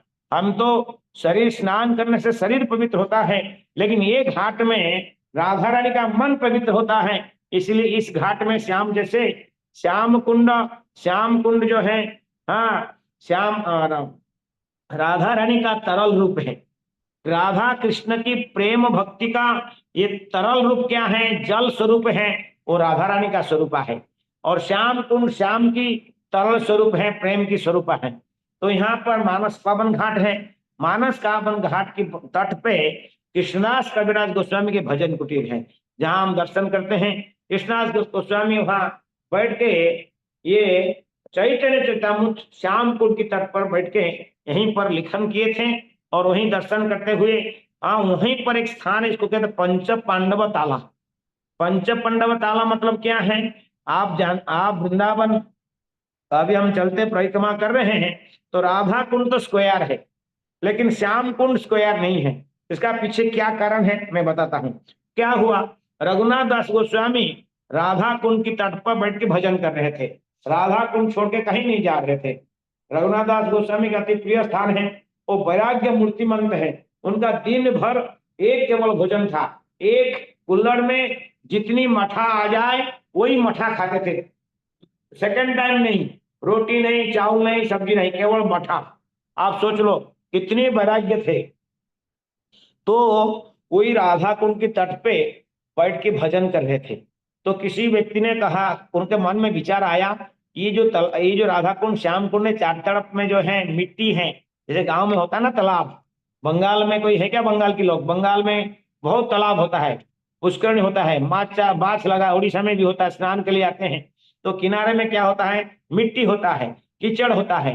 तो उन्होंने सोचा कि ये कुंड की चतुर्थ तरफ में हम पत्थर बना देंगे, स्टेप्स बना देंगे, तो आगे चल के इस्कन के भक्त लोग सब आएंगे और वैष्णव लोग आएंगे, तो स्नान करने में सुविधा होगा। तो ये मन में केवल सोचे, उन्होंने कुछ किसको बोला नहीं। आप जानते क्या हुआ, ये मन में सोचे, और उसी दिन एक व्यक्ति, राम कापुर करके एक व्यक्ति, बड़ा अमीर आदमी, एक बैलगाड़ी में एक गाड़ी सोना गोल्ड कॉइन लोडिंग करके बद्रीनाथ जा रहा था। कहाँ जा रहा था, बद्रीनाथ। वहां क्या करेगा, ना सोना मुद्रा ले जा रहा था, वहां एक वो धर्मशाला बनाएगा, और धर्मशाला में लोग क्या करेंगे कि लोग बैठ के भजन करेंगे, है ना, लोग बैठ के धर्मशाला में रहेंगे, भजन करेंगे। उसी रात भगवान बद्रीनाथ जी ने उस ब्राह्मण को, अमीर आदमी का, स्वप्न में आए, बोले हे सेठ जी, तुम कहाँ जा रहे हो, कहाँ आ रहे हो, यहाँ मत आओ, यहाँ कुछ आवश्यकता नहीं है, आप वृंदावन चले जाओ, वृंदावन चले जाओ। वृंदावन में राधा गिरिराज जी हैं, गिरिराज की तलाठी में राधा कुंड है, राधा कुंड के तट पे एक साधु भजन कर रहे हैं, और आप ये स्वर्ण मुद्रा उसको दे दो, और वो कुंड का क्या करेंगे, पुनरुद्धार करेंगे। समझे कि नहीं। तो वहीं आए और रघुनाथ दास गोस्वामी से मिले, उनको हजार लाखों स्वर्ण मुद्रा दिए, और उसके कारण आज हम लोग सुंदर भाव से निर्माण हुआ है, पत्थर से बना हुआ कुंड जो है वो उनकी कृपा है, आज सुंदर भाव से हम दर्शन करते, स्नान करते हैं। तो राधा कुंड तो चौकट पूरा स्क्वायर हो गया, तो श्याम कुंड क्यों स्क्वायर नहीं हुआ। तो क्या हुआ, श्याम कुंड के तट पे बड़े बड़े 5 पेड़ थे। जब दूसरा दिन उनका प्लान था, आज बोले कि भाई कुंड को सीधा करना है, स्ट्रेट करना है, तो पेड़ काटने के लिए आए। तो पेड़ काटने की जब विचार किए, उसी दिन रात को 5 भाई रघुनाथ दास गोस्वामी के सामने पहुंच गए। कौन कौन, युधिष्ठिर महाराज, भीम, अर्जुन, नकुल, सहदेव। उन्होंने चरण में प्रणाम किए, बोले हे रघुनाथ दास गोस्वामी, हम 5 पांडव हैं, हम यहाँ 5 वृक्ष के रूप में रहते हैं, हम यहाँ वृक्ष के रूप में राधा कुंड में, अपना श्याम कुंड में भजन कर रहे हैं, आप हमको काट देंगे तो हम कहाँ जाएंगे। तो वो समझ गए, बाप रे बाप, ये 5 पांडव है। तब उन्होंने पेड़ को काटे नहीं, ऐसे उसको जो कुंड है, कुंड को टेढ़ा बना दिए। इसलिए श्याम कुंड सीधा नहीं है, वो कहते ना, कृष्ण ही टेढ़े टांगे वाले, तो उनका कुंड भी टेढ़ा है, और ये भी एक माध्यम है। समझे कि नहीं। जो भी है, तो वो कुंड में की तट पर वो 5 पांडव आज भी वो वृक्ष नहीं है। भगवान की विशेष कृपा है, गुरु महाराज की कृपा है। हमें 30 साल पहले जब परिक्रमा प्रारंभ किए थे, एक पेड़ था, और वो भी अभी सूख गया, और पेड़ अभी नहीं है। तो वहां पर हमसे दर्शन करते हैं। वहीं से हम थोड़ी सी आगे चलते तो जिह्वा मंदिर होता है, जिह्वा टंग, जीव मंदिर। ये जब एक वहां गोपी कुआं है, गोपी कुआं की खुदाई कर रहे थे पानी के लिए, बोरिंग वगैरह तो था नहीं 500 वर्ष पहले। तो कुआं खुदाई करते करते एक पत्थर को उन्होंने मारा, तोड़ने के लिए देखा तो पत्थर से खून निकला। तो जो काम करने वाले बड़े घबरा गए, और घबरा के जाके रघुनाथ दास गोस्वामी से मिले। रघुनाथ दास गोस्वामी ने कहा, ये पत्थर नहीं है, ये जगन्नाथ ना, ये गिरिराज की जीवा है, उनका टंग है। तो वो शिला को लेकर वहां स्थापन किए, उसको आज भी उसको कहते जिह्वा मंदिर। जिह्वा मंदिर के बगल में श्री गोविंद जी की, राधा गोविंद जी की मंदिर है। वहीं उनको प्रणाम करते हुए हम आगे चलते हैं जगन्नाथ मंदिर, और उसके बगल में चलते हैं तो राधा दामोदर मंदिर। राधा दामोदर मंदिर दर्शन करते ही बगल में एक सुंदर स्थान है, इसको कहते हैं माधवेंद्रपुरी। आज जो दामोदर मंदिर है उसको जीव गोस्वामी घेरा कहते हैं। उसकी जीव गोस्वामी बाद जब आते थे राधा कुंड तो वहीं बैठ के भजन करते थे। उसके बगल में एक है माधवेंद्र घेरा, माधवेंद्रपुरी की भजन कुटीर वहां है। वहीं से हम आगे चलते तो गोपी कुआ, गोपी कुआ के बगल में हम दर्शन करते हैं स्वयं तमाल तालाब। महाप्रभु का बैठक, चैतन्य महाप्रभु जब आए थे तो श्याम कुंड के तट पर तमाल वृक्ष के नीचे बैठ के वहां भजन किए थे। इमली तालाब वृंदावन में था, तो यहाँ तमाल तालाब, तमाल वृक्ष के नीचे बैठ के भगवान के भजन किए। वो स्थान दर्शन करते ही हम राधा मदन मोहन के दर्शन कर रहे हैं। राधा मदन मोहन दर्शन करते ही हम लोग वहीं से राइट टर्न करते हैं, आइए हमारे साथ में, तो हम संगम में पहुंच जाएंगे।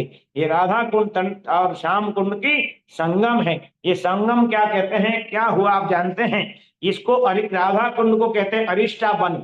अरिष्टा नाम का राक्षस था, जिन्होंने बैल के रूप में आया था, भगवान ने उसके वध किए थे।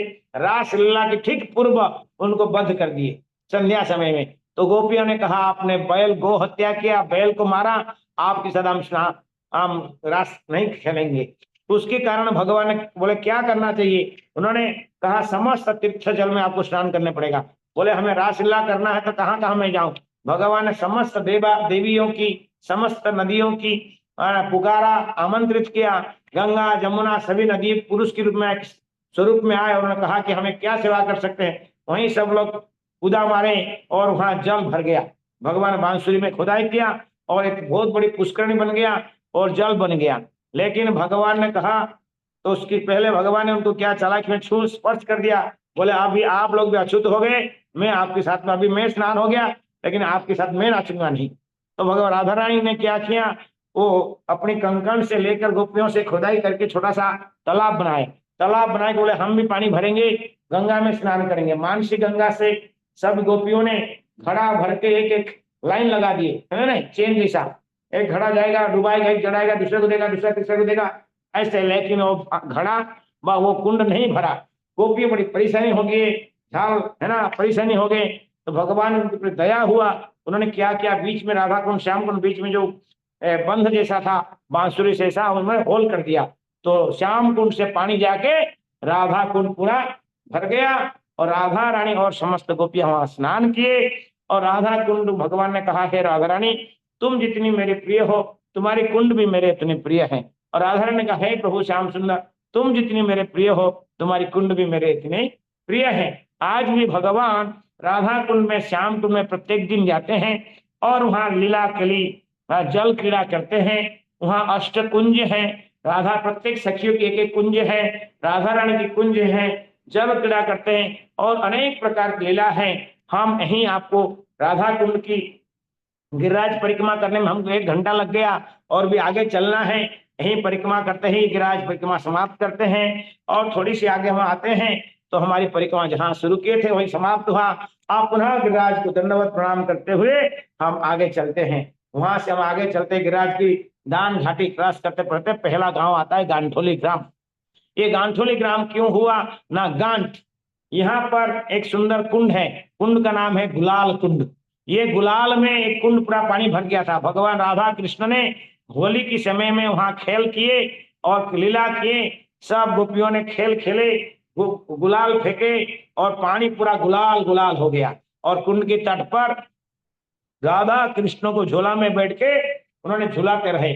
झुलाते झुलाते भगवान राधा गोपियों ने वाद्य यंत्र बजाए, तांबूल खिलाए, फल फूल खिलाए, लेकिन कोई एक गोपी, कहा जाता है कि ललिता या विशाखा गोपियों से भगवान की उत्तरी, उत्तरी कहते ना चादर, भगवान की पीताम्बर चादर वस्त्र का एक गांठ और राधा रानी की चुनरी का एक उत्तरी को उन्होंने ऐसे गांठ बना दिया। इसीलिए इसको गांव का नाम क्या हो गया, गांठोली। तो गांठ बना के झूला में झूल रहे थे। अब लीला समाप्त हो गया, राधा रानी को गोपियों के साथ में बसना जाना था और कृष्ण को ग्वालों वालों के साथ में नंदगांव जाना था। जब झूला से उतरे तो एक दूसरे साइड से खींच रहे हैं, उसकी कपड़ा खींच रहा तो इसकी कपड़ा खींच रहा है। तो बड़ी सभी गोपियों ने बड़ी ताली बजा के बहुत आनंद लिए। It is a kind of fun, है ना, कि और राधा रानी अपने पैर की अंगूठी को जमीन में गाड़ते हुए देखते हुए बड़ी शर्मिंदा हुई, कारण सबके सामने ऐसे उनकी है ना काम हुई है। तो ललिता ने जाके दोनों की गांठ खोल दी और फिर अपने अपने गांव में घर में वो चले गए। वो गांठुली ग्राम है।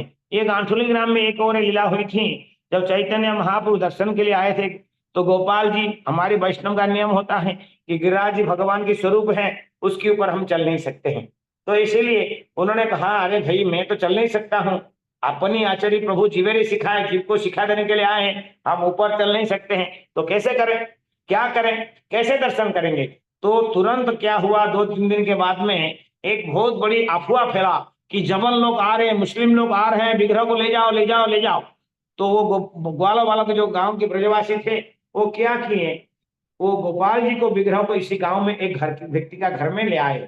तो भगवान चैतन्य महाप्रभु पता लगा कि गोपाल विग्रह गांठोली ग्राम में है। तो महाप्रभु वहां गए, 3-4 दिन रहे, भगवान के दर्शन किए, भगवान के सामने खूब नाचे, खूब आनंद पाए, प्रसाद पाके तृप्त हो गए। उसके बाद में पता लगा ऐसा कोई आने वाले नहीं है, वो विग्रह वापस लाके गोवर्धन में बैठा दिए। तो समझे कि नहीं, महाप्रभु की इच्छा भगवान ने पूरा कर दी। थोड़ी सी वहां आगे चलते हैं तो आता है दहेज गांव। दहेज गांव से हम जाते हैं, एक हम बद्रीनाथ में पहुंचते हैं। इसको आदि बद्री कहते हैं। आप कहते हैं प्रभु जी ये बद्रीनाथ कैसा है, हिमालय में बद्री होता है। अरे हिमालय में बद्री है, लेकिन यहाँ आदि, वहां लिखा है आदि बद्री, ये मूल बद्री है। आप जानते भगवान जैसे पूर्ण पुरुषोत्तम है, उनकी धाम भी ऐसे पूर्ण है। यहाँ कोई भी धाम बाकी नहीं रहा था, समस्त धाम यहाँ है। तो भगवान यहाँ पर एक सुंदर लीला करते हैं। एक बार भगवान जैसे गोवर्धन पूजा समय में भगवान ने क्या था कि क्या कर रहे हो, इतना पकवान बना रहे हो। एक दिन क्या हुआ, मैया यशोदा पूरी तल रही थी, मट्ठी पूरी, शंकरपाली है ना, महाराष्ट्र में होता है, अन्य स्थान में होते हैं जो सूखे, कुछ सूखे व्यंजन होता है जो कि 1-1 महीना रह सकता है। तो भगवान ने कहा, माँ मैया मैया ये क्या बना रहे हैं। बोले बेटा तुम जब हमारे घर में नहीं आए थे, हमारी बुद्धावस्था में आप एक पुत्र हमको मिला, आप जैसे गुणवान पुत्र। हमारी पिता माता हम दोनों ने संकल्प किए थे कि हमको कोई पुत्र होगा तो हम है बद्रीनाथ भगवान आपके पास आके बेटा को लेके आपके आके आपको हम प्रणाम करेंगे, आपके दर्शन करेंगे। तो हमारी शपथ था, ये हमने ये मान लिए थे कि पुत्र होने के कारण, पुत्र होने के बाद में आपका दर्शन करेंगे। अभी आप हमारे घर में पुत्र के रूप में आ चुके हो, तो अब हमारी अभी प्लान है, हम ब्रजवासी को लेके बद्रीनाथ जाएंगे। तो भगवान ने कहा, अरे अरे मैया मैया, हे बाबा आप तो वृद्ध हो चुके हैं, वो तो बहुत दूर है, पहाड़ है, आप इतना दूर कहाँ जाएंगे, आप चलिए, बद्रीनाथ हमारे घर के पास है, नजदीक है, आप चलिए चलिए मैं ले चलता हूँ। तो सारी ब्रजवासियों, तो आप जानते गिरिराज की पूजा जैसे भगवान की बातें तो बड़ी मोहित करने वाले होते हैं। तो भगवान की बातें सुनते ही ब्रजवासियों ने कहा, हाँ चलो जो नजदीक है तो हम दिखाओ हमको कहाँ है।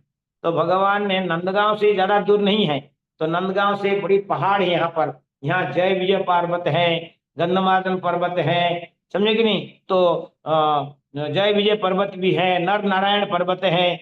आप भी आइए, जब हम चलेंगे देखेंगे, दर्शन करेंगे, वहां बढ़िया पहाड़ पर्वत है। तो वहां प्रवेश करते ही तो उन्होंने देखा पंचभद्री, हाँ भगवान बद्री, नर नारायण, गणेश, उद्धव जी है ना, ये सब नारद जी, ये सब पंचभद्री है ना सिंहासन में बैठे हैं। तो ग्वाल वालों ने, ब्रजवासियों ने दर्शन करके बड़ी प्रसन्न हुए, आनंद हुए, और ब्रजवासी अपने कन्हैया को कहे, धन्य धन्य हमारे जन्म हो गया, हे कन्हा तुम्हारे कारण हमें अनेक दूर जाना नहीं पड़ा, निकटस्थ हमारे गांव के पास में हमें बद्रीनाथ की दर्शन करना पड़ा। तो इस तरह हम ब्रजमंडल में जब बद्रीनाथ की दर्शन करते हैं तो हमें इतना दूर बद्रीनाथ आप जाने की आवश्यकता नहीं है, ये स्वयं भगवान ने स्थापन किए हैं।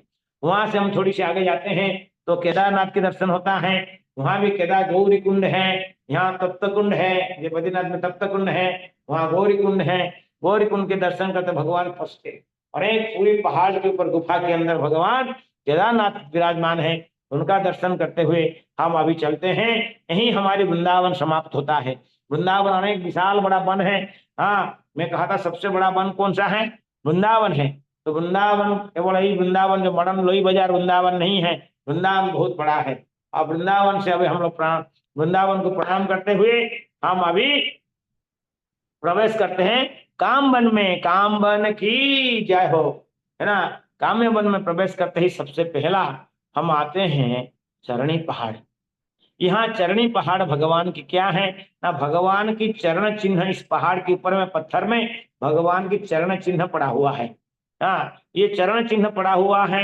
क्यों चरण चिन्ह पड़ा हुआ? भगवान जब बंसी बजाते हैं, मैं पहला दिन याद होगा आपको कहा था, जहाँ हवा रुक जाता है, पानी भी रुक जाता, प्रवाह बंद हो जाता है ना, पानी पत्थर हो जाता है तो पत्थर भी पिघल जाता है। तो भगवान कभी कभी बंसुरी बजाते हैं पत्थर के ऊपर में, तो वो पत्थर भी पिघल गया। भगवान के चरण चिन्ह अभी भी हैं, आप सब लोग दर्शन करें। अब यहाँ से हम लोग चरणी पहाड़ से जाएंगे लुक लुक कुंड। लुक लुक में भगवान यहाँ ग्वाल वाले और राधा रानी के साथ में कंपटीशन होता है। कंपटीशन करते हैं कौन कितना दूर पानी में अंदर रह सकता है। तो उन्होंने देखा गोपियों ने नीचे अंदर गए, हाँ, तो पानी बहुत समय रहा, कृष्ण ज्यादा समय नहीं रह पाए। फिर कृष्ण वो बड़ा छल करते थे। तो करते थे वो क्या करते थे, कृष्ण को हराने के लिए क्या करते थे, वो ग्रुप बना लिए थे। तो कृष्ण को कहते थे तुम पानी में प्रवेश, हम साथ में पानी में प्रवेश करेंगे। तो भगवान तो ऑनेस्टली पानी में प्रवेश करते थे, गोपियां क्या करते थे, पानी में प्रवेश करते थे और तुरंत ऊपर आ जाते थे। और देखते थे जब कृष्ण ऊपर आए तो आने की पहले, आंखें खोलने के पहले वो घुस जाते थे। और भगवान देखते थे अरे सब तो पानी के अंदर, मैं पहले आ गया, कोई पानी के बाहर आया नहीं। तो तुरंत भगवान गोपी आगे बोले तो है कृष्ण तुम परास्त हो गए, तुम परास्त हो गए। ऐसे 2 बार 3 बार हुआ, हर समय भगवान परास्त हुए। तो भगवान ने क्या किया, वो गोपियों के साथ में उन्होंने खेल खेला। उन्होंने धीरे धीरे धीरे धीरे वो पानी के अंदर से, अब बैठे नहीं, पानी के अंदर से अंदर स्विमिंग करते करते, डीप स्विमिंग करते करते किनारे में आ गए। दूर था और किनारे से बाहर चल के कहीं एक झाड़ियों के नीचे कृष्ण बैठ गए। आप गोपियों ने थोड़ी सी मुंडी निकले, फिर बाहर आए, देखे मिले नहीं, और 1 घंटा हो गया कृष्ण बाहर नहीं आ रहे। आप कृष्ण की विरह में राधा रानी, गोपियां तो खूब आनंद लेते हैं, लेकिन उनकी विरह में वो सहन नहीं कर सकते हैं। वो रोने लगे, बाहर आए, ढूंढने लगे, हे कृष्णा हे कृष्णा हे कृष्णा, कहाँ हो कहाँ हो कहाँ हो। है अंत में भगवान राधा रानी गोपियों की क्रंदन देख के कृष्ण से रहा नहीं गया। कृष्ण ने कहा तुम हमको ठग रहे थे, मेरे से बड़ा कोई ठग नहीं हो सकता, मैं भी तुमको ठग दिया। मैं पानी के अंदर नहीं था, मैं बाहर झाड़ियों के अंदर छुप गया था।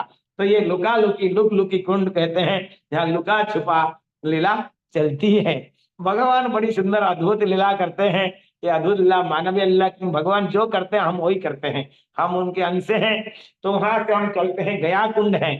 जहाँ गया कुंड आप जानते हैं, अभी देखो मैंने कहा था बद्रीनाथ जी हैं, यहाँ गया है। हाँ, हमें गया जाने की आवश्यकता नहीं। आप जानते हैं पिंड, अभी पितृपक्ष में लाखों लोग गया तीर्थ में जाते हैं, पिंडदान करते हैं।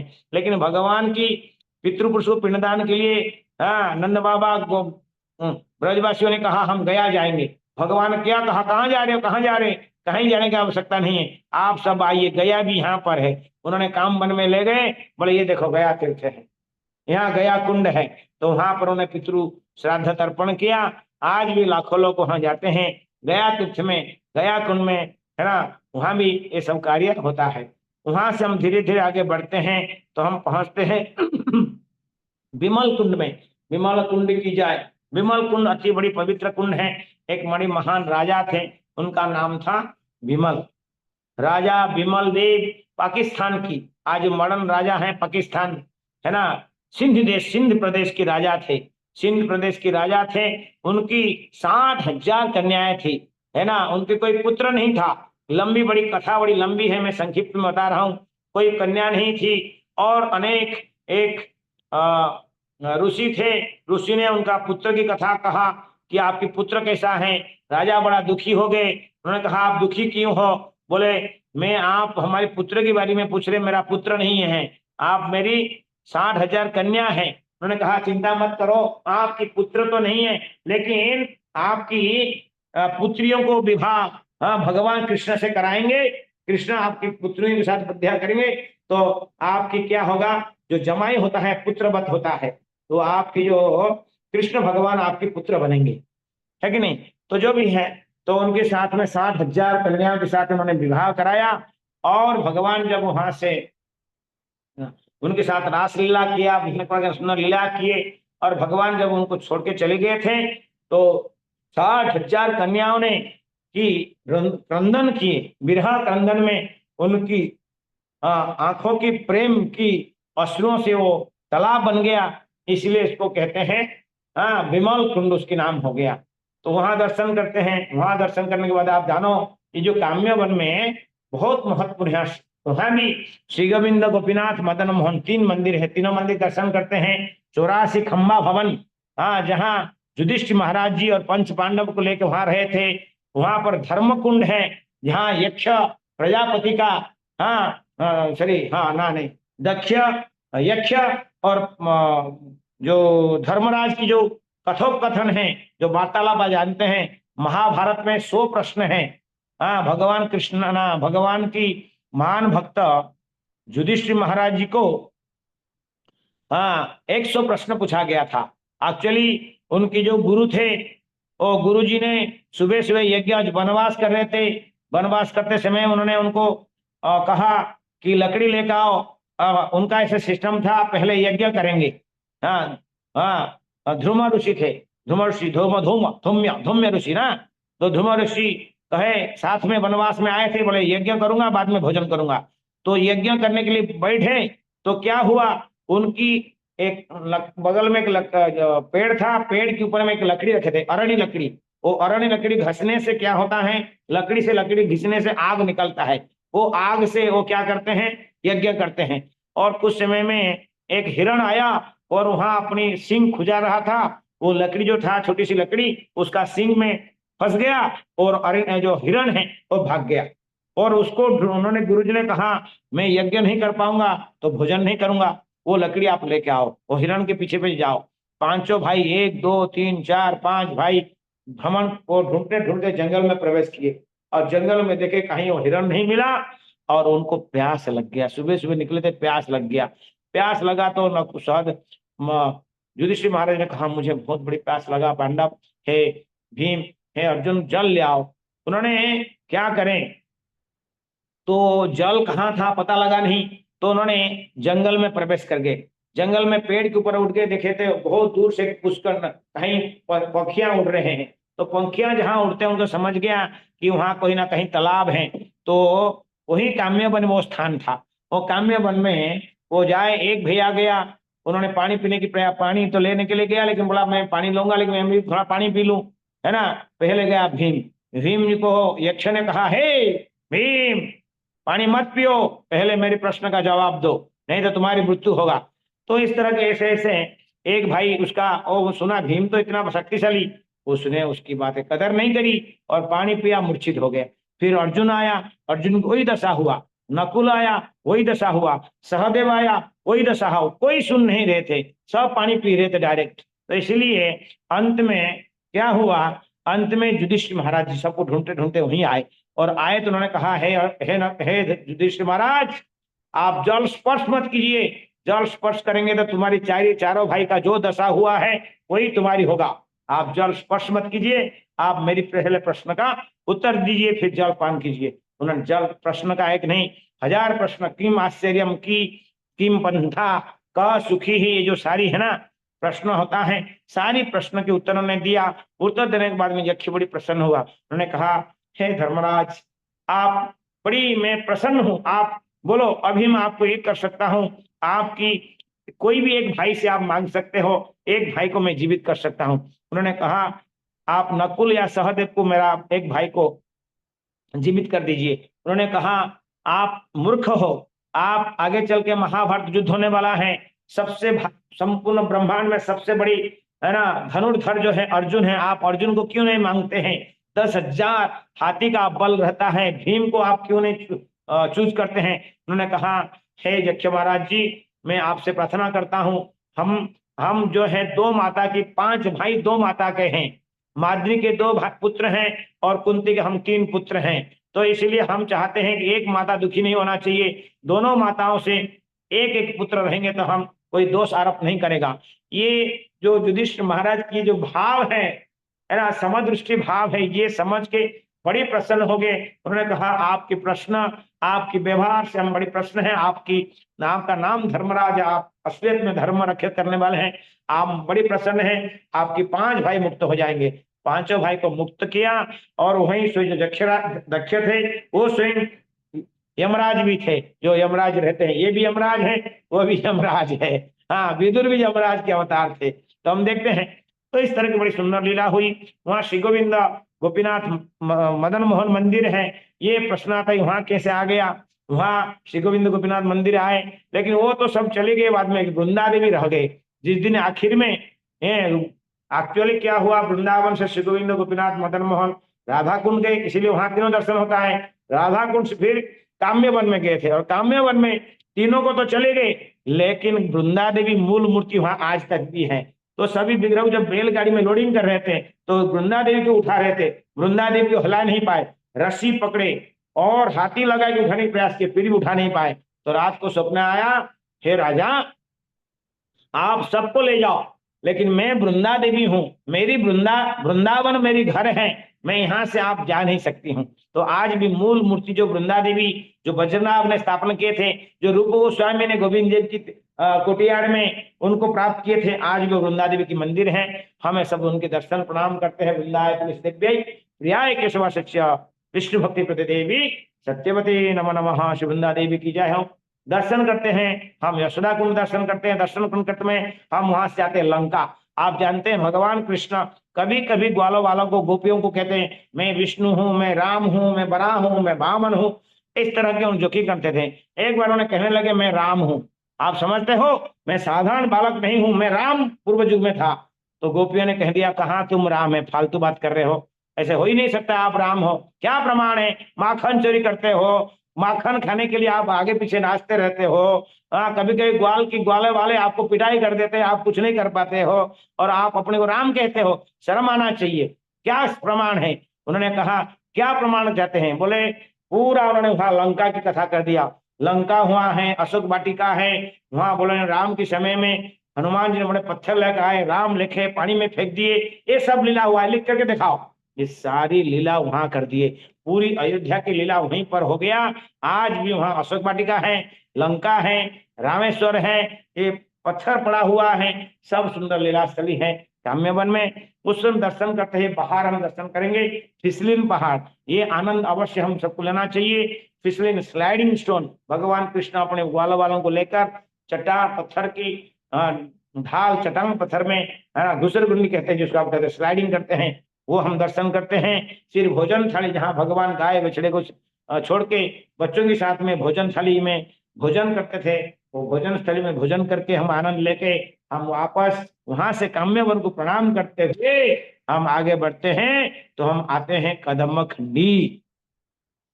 ये कदम खंडी जो है, अच्छा भूल गया, केदारनाथ बद्रीनाथ की पहले भी कदम कानन था, जहां लीला कर भगवान की रासलीला होता है। ये कदम खंडी दोनों पहाड़, सखी गिरी पर्वत, दो साड़ी में दो पहाड़ है, और पहाड़ के बीच में सुंदर कदम खंडी, कदम कानन, कदम कानन रास परायण, कदम कानन रास परायण। भगवान कदम कानन में, कदम की जंगल में हाँ भगवान रास करते हैं। वहाँ सुंदर स्थान है, राधा कृष्ण की सुंदर लीला भूमि है। वहां से हम आगे चलते हैं, धीरे धीरे प्रस्थान करते हैं, तो सुंदर गांव आता है, इस गांव का नाम है सुनहरा। इस सुनहरा गांव में रंग देवी और सुदेवी की जन्म स्थान है, इसलिए इसको सखी गिरी पर्वत कहते हैं। इसी पर्वत के आसपास में सभी सखियों की जन्म स्थान है। तो वहां रंग देवी सुदेव की जन्म स्थान करते हैं, उनकी चरण प्रार्थना करते आगे बढ़ते हैं, तो तुरंत हम ऊंचा गांव में आते हैं। और ऊंचा गांव में हम राधा सिंह है ना, ललिता सखी की गांव है, वहां उनकी जन्म स्थान है। नारायण भट्ट गोस्वामी का भजन कुटीर है, नारायण गोस्वामी भट्ट गोस्वामी का समाधि स्थल दर्शन करते हुए हम संपूर्ण ब्रजेश्वरी श्री राधा वृंदावनेश्वरी राधा रानी श्री बसना वाली बसना धाम की जय हो। बसना धाम में पहुंचते हैं, और बसना धाम जो है स्वयं ब्रह्मगिरी कहा गया है। ये ब्रह्म जी का चतुर्मुख है।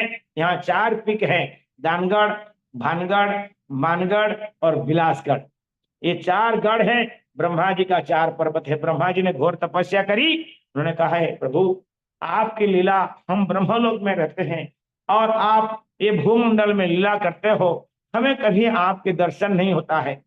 ये ध्यान रखिए भक्तगण, ये पहाड़ नहीं है, स्वयं ब्रह्मा जी का एक स्वरूप है। इसलिए ब्रज में हमें जाना है तो भक्तों के साथ जाना चाहिए। ये कथा मैंने 93 में गुरु महाराज के मुखारबिंद श्रवण किया था। 93 में मैं नया भक्त दिल्ली में ज्वाइन किया था। दिल्ली से हम लोग बरसना गए थे। गुरु महाराज ने कथा सुंदर भाव से वर्णन की थी, आज भी याद है। गुरु महाराज ने कहा ये ब्रह्मा जी का तपस्या स्थल है, और ब्रह्मा जी को भगवान ने कहा था, हे ब्रह्मा तुम पर्वत बन के ही रहो और तुम्हारी 4 शिखर रहेगा, चारों शिखर में भगवान लीला करेंगे, वो भगवान के चरण आपके ऊपर गिरेगा और आप उनकी लीला को दर्शन करना। तो इसलिए इसको ब्रह्मागिरी कहते हैं। ब्रज में 3 पर्वत हैं, आगे हम नंदगांव में जाएंगे तो नंदीश्वर पर्वत है, यह ब्रह्मगिरी है, और गिरिराज जी महाराज तो स्वयं विष्णु, विष्णु ब्रह्मा महेश तीनों पर्वत के रूप में यहाँ विराजमान करते हैं। तो यहाँ पर ये बरसना धाम जो है, इसको कई लोग कहते हैं बरसना का अर्थ क्या है, बोले जहां राधा रानी की कृपा बरसता रहता है वो है बरसना धाम। बोलो बरसना धाम की जाए। भगवान श्री राधा रानी की जन्म, सब लोग कहते हैं राधा रानी का जन्म कहाँ है, ना बरसना में, नहीं, ये गलत है। राधा रानी की जन्म जो है रावल में हुई है, जो कि जमुना की पश्चिम तट पर, ये तो पूर्व तट ना, सॉरी पश्चिम तट पे, पूर्व तट पे रावल की गोकुल के पास में हुई है। जब छोटी सी बालिका थी, कृष्ण बलराम 3 साल 3 महीने के बाद में जब छठीकरा में आए तो राधा रानी बासुती में आई ना, कीर्तिदा और हमारी वृषभानु राजा ने वहां रहे और वहां से फिर यहाँ पर आए। यहाँ उनकी किशोर लीला जो कैशोर लीला जो हुई है, रास लीला इत्यादि यहाँ पर हुई है। तो यहाँ हम लोग उसकी बरसना की परिक्रमा होती है। परिक्रमा हुआ वृषभानु कुंड, राधा रानी के पिताजी का स्नान करने के वृषभानु कुंड में स्नान करते हैं। वहां से आगे चलते हैं तो सांकरी खोर, ये सांकरी खोर बिलासगढ़ और दानगढ़ के बीच में होता है। बिलासगढ़ कृष्ण की है और जो दानगढ़ है राधा रानी की है। यहीं पर वो दूध दही माखन लेके जाते थे और भगवान वहां पूरा रास्ता रोकते थे। और रास्ता क्या रोके, वो ऐसा चलते थे, 3 मटका लेके जाते थे। भगवान कृष्ण बिलासगढ़ से ऊपर से 1-2 मटका उठा के ले जाते थे, उनको पता नहीं लगता था। तो वही प्रकार की लीला होती है। वहां चलते हैं, सुंदर गहौर वन है, गहौर वन में गहौर कुंड, गहौर कुंड है। वहां भगवान की सुंदर क्या कहते हैं, जो उसको कहते हैं पराक्या लीला है ना, स्वकीय नहीं, पराक्या लीला सुंदर होती है। वहां एक मोर कुटी है, मोर कुटी में भगवान कृष्ण ने राधा रानी के पास में आते हैं, बरसना में आते हैं और सुंदर मोर की पुकार करते हैं। माँ से राधा रानी कहती है, माँ देखो एक सुंदर मोर कोई पुकार रहे हैं, इसकी आवाज में भी बहुत अच्छा लग रही है, हम उसका ढूंढना चाहते, दिखना चाहते, मिलना चाहते मोर को। और उसको पता नहीं, माँ कह रहे मोर है, लेकिन उनको पता है कोई साधारण मोर नहीं है, बल्कि वो कृष्ण की आवाज होता है। तो भगवान उनकी अन्वेषण करते हैं, कृष्ण के अन्वेषण करते करते जंगल में, झाड़िया में इस मोर कुटी की तरह आती है। और मोर कुटी में आती है तो राधा रानी एकांत में आती है। और इस साधारण है, स्वाभाविक है, कोई भी लड़का लड़की हो, कोई पंखी की आवाज आती है, उस सुनने के लिए व्यग्र होता है, तो स्वाभाविक है राधा रानी कृष्ण को मिलने की आती हैं। और उस गुफा में, छोटी सी सुंदर गुफा में राधा रानी कृष्ण दोनों, कृष्ण रानी राधा रानी बैठती हैं। कृष्ण उनकी राधा रानी की क्या कहते हैं इसको, जंग है ना, जंग में है ना अपनी मथा रख के लेट जाते हैं। राधा रानी कृष्ण के घुंघराल बाल को ऐसा मसाज कर, मथा मुंडन को मसाज करती हैं। तो इस तरह की बातें, मधुर सुंदर बातें चलती है दोनों के अंदर। चलते चलते 1 घंटा 2 घंटा 3 घंटा चलती है।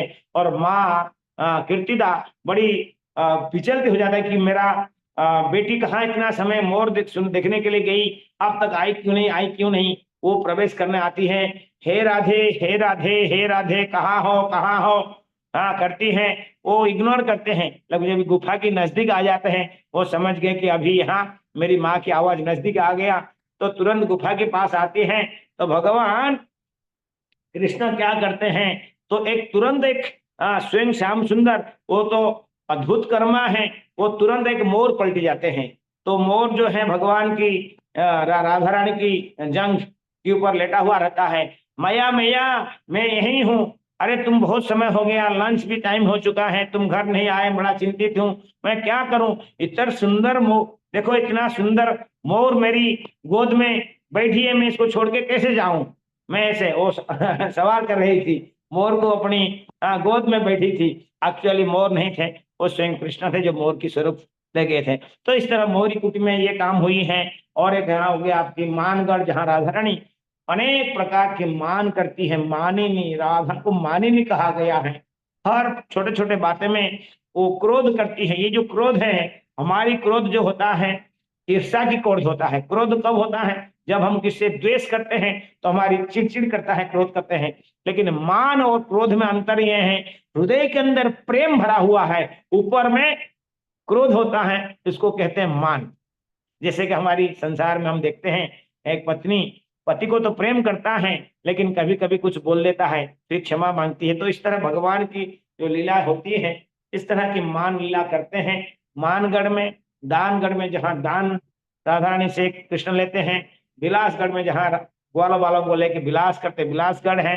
और भानगढ़ जहाँ वृषभानु, राजा वृषभानु भी लीला करते हैं। तो इस तरह की हम देखते हैं। वहां से आगे चलते हैं तो पीली पुखुर आता है। पीली पुखुर आता है। अच्छा, लाडली लाल के दर्शन करते हैं।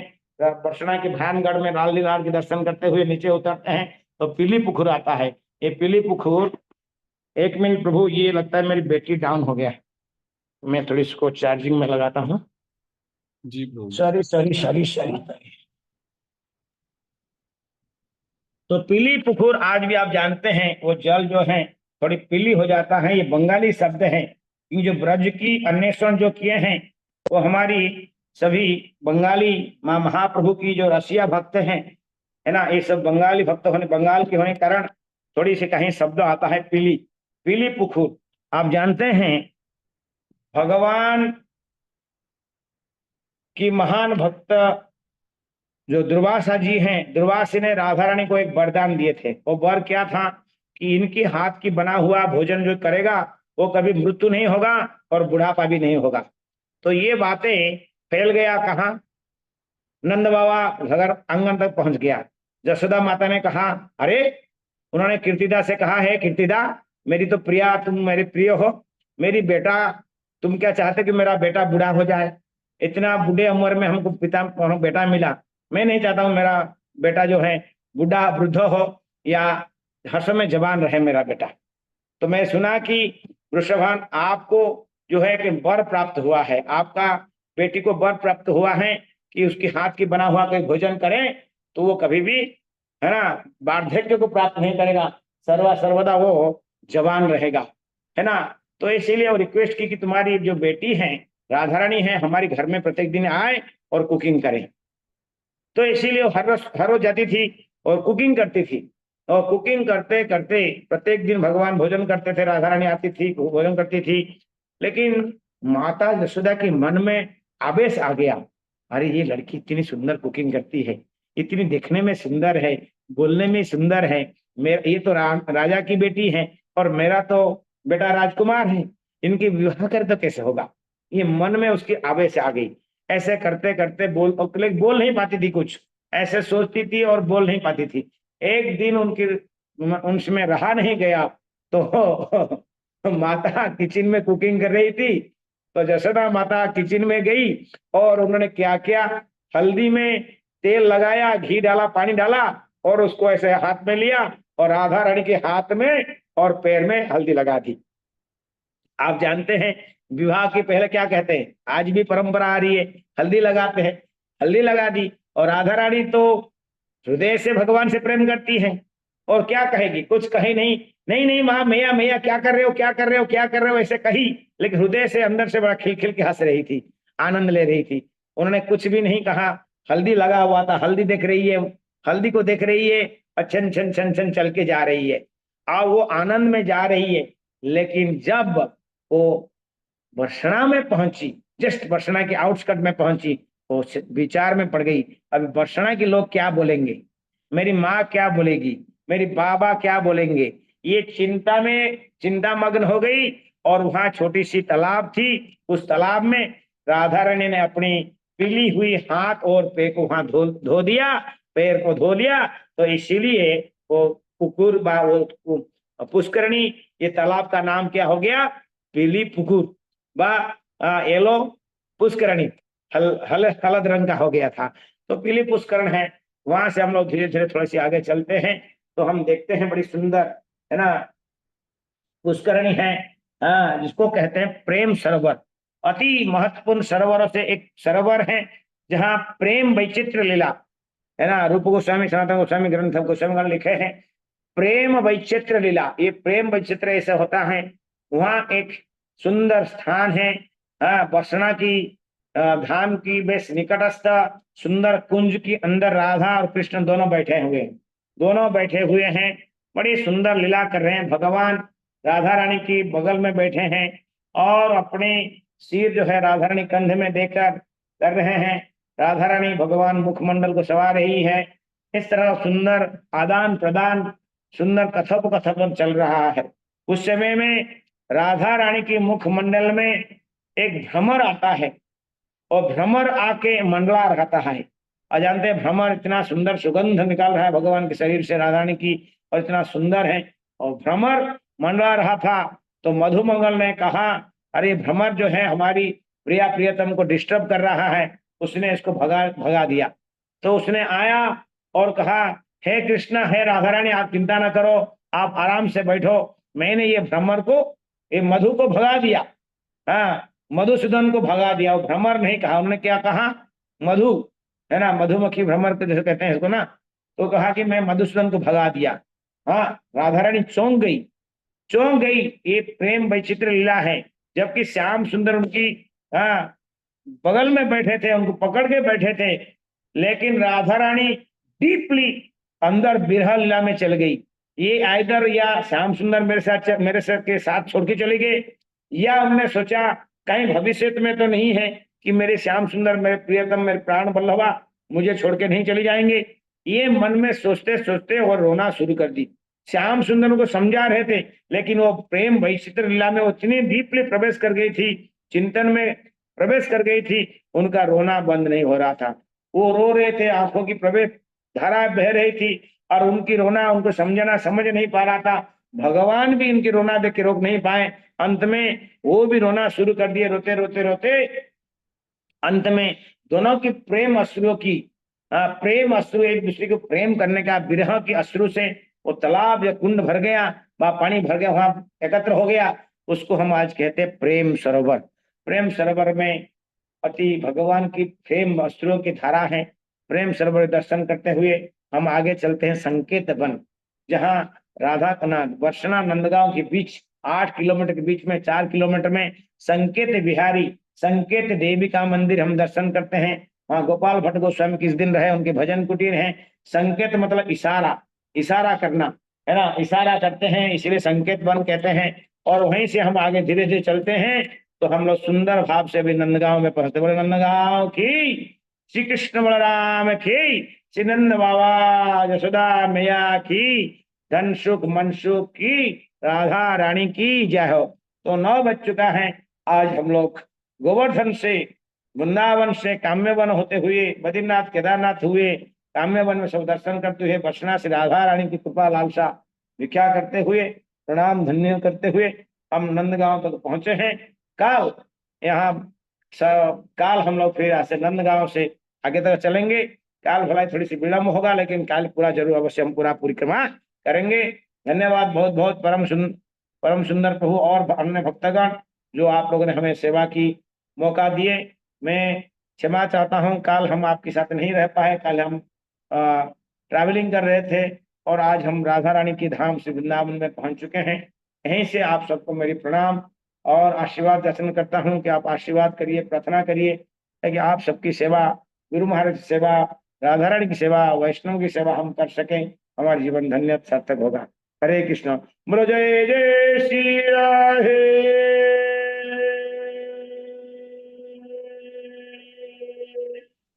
या थैंक यू सो हरे मच। हरे हरे कृष्णा। हरे कृष्णा। तो बहुत बहुत धन्यवाद इष्टदेव प्रभु जी का और सभी भक्तों का जो इतने धैर्य के साथ कथा का श्रवण किया। तो मैं सोच ही रहा था कि प्रभु जी तो कथा सुनाते सुनाते मायापुर से ब्रजधाम को प्राप्त हो गए फिजिकली भी, मेंटली तो रहते ही हैं।